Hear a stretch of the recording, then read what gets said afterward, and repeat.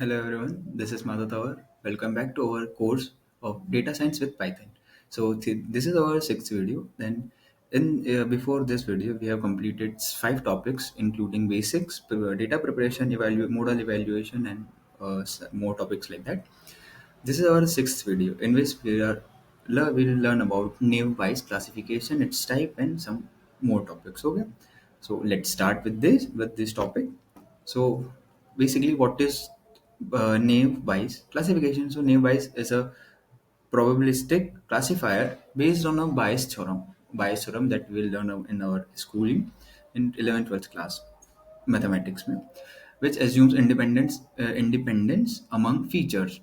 Okay, despite this simplifying assumption, it performs well on various types of data, especially for text classification and spam detection. Okay, so basically, there are two types of naive Bayes classifiers. First one is Gauss naive Bayes, used for continuous data with a Gaussian distribution, that is normal distribution we called it.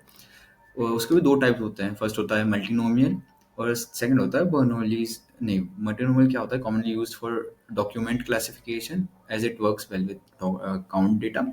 Bernoulli's naive is useful for binary और boolean features. ठीक है. So the first topic that arises is demonstrate applications of naive Bayes using Python. Okay. Naive Bayes is a useful classification method for various type of data, especially text data, due to its speed and simplicity. Okay. To perform this, we have to import some libraries. That is load iris from sklearn.dataset, import train test split from sklearn.model, and Gaussian NB from sklearn naive Bayes. Okay, and many more. So first of all, what we learn, we'll import data from load iris, then we'll differentiate data, stores data from data, and data from data target in X and Y. Then we'll classify test data and train data for X and Y.